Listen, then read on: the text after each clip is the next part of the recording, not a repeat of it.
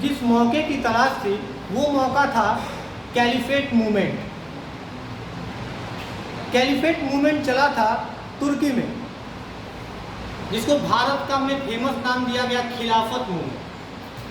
कैसे, थोड़ा सा इसको समझ लो यहाँ।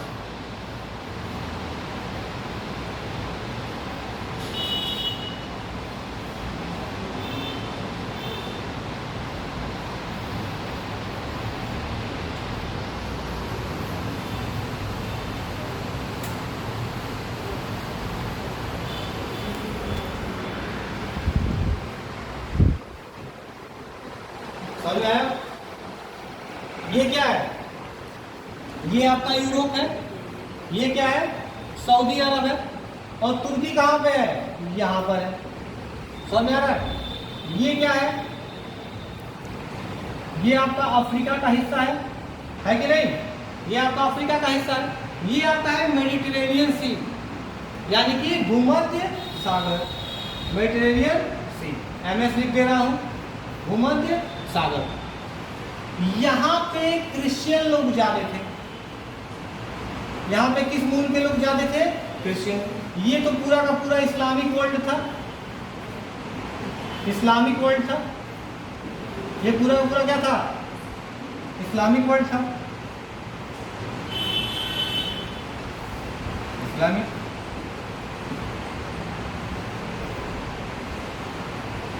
अंग्रेज कभी भी इस वाले रास्ते से अगर आते थे व्यापार करने ना, अगर वो एशिया में व्यापार करने के लिए आते थे, ट्रेड करने के लिए आते थे, कहाँ पर आते थे? एशिया में। तो यहाँ से जाते वक्त इनको पकड़ के इनका धर्म परिवर्तन करा दिया जाता था। इन अंग्रेजों को भी या तो मुसलमान बना दिया जाता था, नहीं तो इन अंग्रेजों को, इनके सामानों को लूट लिया जाता था। जब धीरे धीरे मॉडर्नाइजेशन हुआ, अंग्रेजों की शक्तियां बढ़ी, अंग्रेजों ने कॉलोनी बनाना शुरू किया। इस क्षेत्र में भी अंग्रेजों ने अफ्रीका के मोरक्को वाले क्षेत्र में, ट्यूनीशिया के क्षेत्र में, ये आपका इजिप्ट है, ये आपका इजिप्ट है, इजिप्ट के क्षेत्र में पूरा का पूरा मोरक्को है, ये आपका मोरक्को है, ये आपका ट्यूनीशिया है, लाइबेरिया, ये आपका लाइबेरिया है। यहाँ पे पूरे के पूरे अंग्रेजों ने कॉलोनी बना ली। यहाँ कॉलोनी बनाने के बाद अंग्रेज यहाँ पर भी अपनी कॉलोनी बनाना शुरू कर दिए।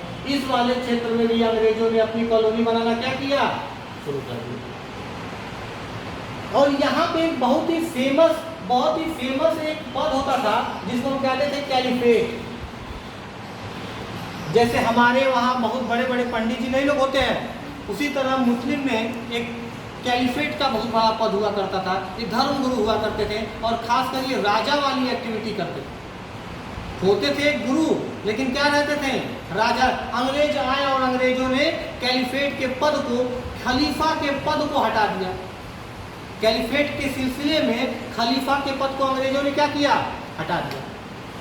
अब इसका भारत पे क्या असर पड़ा? अब इस चीज का इंडिया पे क्या असर पड़ा, ये देखना है। भारत में दो पार्टियां थी। एक पार्टी थी आपकी कांग्रेस और एक पार्टी क्या थी? मुस्लिम लीग। कांग्रेस पार्टी को लीड कौन करता था? पंडित जवाहरलाल नेहरू, है ना, सुभाष चंद्र बोस, ऐसे नेता। मुस्लिम लीग को मोहम्मद अली जिन्ना और शौकत अली जिन्ना।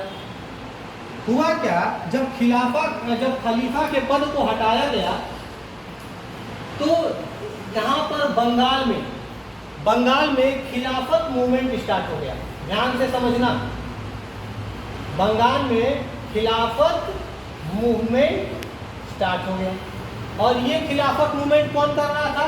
मुस्लिम्स कर रहे थे।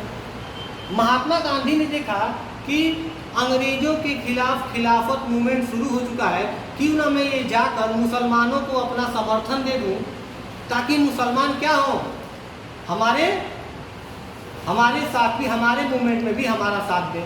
महात्मा गांधी कहाँ गए? कांग्रेस सेशन 1920, कलकत्ता के कांग्रेस सेशन में। और महात्मा गांधी ने जाकर वहाँ पे ये अनाउंस कर दिया कि आज के बाद खिलाफत मूवमेंट में हम अपने मुसलमान भाइयों के साथ खड़े हैं। ये उनके साथ जो भी हुआ गलत हुआ। और बहुत ही चतुराई से महात्मा गांधी ने इस खिलाफत मूवमेंट को किससे जोड़ दिया? नॉन कोऑपरेशन से। ये समय कौन सा था? 1922। और इसको कहा क्या जाने लगा? नॉन कोऑपरेशन खिलाफत मूवमेंट। पर कहीं ना कहीं हिंसा होने के बाद ये मूवमेंट भी गड़बड़ा गई। कौन सी हिंसा हुई थी बताओ? चौरी चौरा। यहाँ के गोरखपुर के, यही गोरखपुर के पास यहाँ पर एक जगह है, उस जगह का क्या नाम है? चौरी चौरा। अब ये मूवमेंट भी फेल हो गया। अब क्या हो? अब महात्मा गांधी क्या करें? अब महात्मा गांधी जी ने समय का इंतजार किया। सबसे पहले तो उनको जेल में डाला गया। कितने साल की इनकी जेल की सजा हुई? तो जेल की सजा उनको हुई थी 6 साल की। कितने साल की हुई थी? 1922 में महात्मा गांधी को पकड़ के भेजा गया जेल। कितने साल के लिए? 6 साल के लिए। लेकिन 1924 में 1924 में महात्मा गांधी को जेल से छोड़ दिया गया, क्योंकि महात्मा गांधी को ज़्यादा दिन तक जेल में रखने का मतलब ये था कि भारतीयों के गुस्से को बढ़ाना। अंग्रेजों को कहीं ना कहीं डर था कि अगर महात्मा गांधी को हम ज़्यादा देर तक जेल में रखेंगे तो फिर कहीं ना कहीं 1857 वाली घटना दोबारा ना हो जाए, इसीलिए उनको जेल से बाहर निकाल दिया। जैसे ही महात्मा गांधी बाहर निकले, कुछ समय तक महात्मा गांधी शांत रहे, और इस दौरान कौन आग बबूला हुआ? भगत सिंह का मूवमेंट चल रहा था, HRA Hindustan Republic army. Bhagat Singh के पार्टी का क्या नाम था? भगत सिंह के पार्टी का क्या नाम था? उनके पार्टी का नाम था HRA हिंदुस्तान रिपब्लिक आर्मी। लेकिन 1929 में महात्मा गांधी ने इरविन को एक लेटर लिखा। किसको? इरविन को। 1929 किसको लेटर लिखा? सॉरी, 1929 नहीं है, यहाँ पर क्या है? 1930।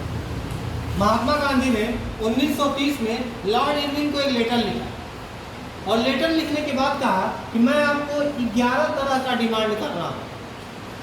इन 11 तरह के डिमांड को आप पूरा करिए, वरना मैं क्या शुरू करूंगा भारत में? Civil disobedience movement.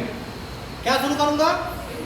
Civil disobedience movement, सविनय अवज्ञा आंदोलन। अब जब महात्मा गांधी का ये लेटर यहाँ पर गया, क्या होगा?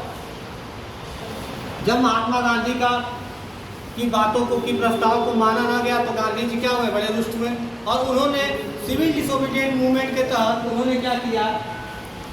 अपने आश्रम, साबरमती आश्रम से दांडी तक उन्होंने क्या निकाल दिया? मार्च निकाल दिया, जिसको क्या कहा जाने लगा? दांडी मार्च। दांडी, ये दांडी मार्च शुरू कब हुआ? 12 मार्च 1930, 12 मार्च 1930। खत्म कब हुआ? 6 अप्रैल 1930।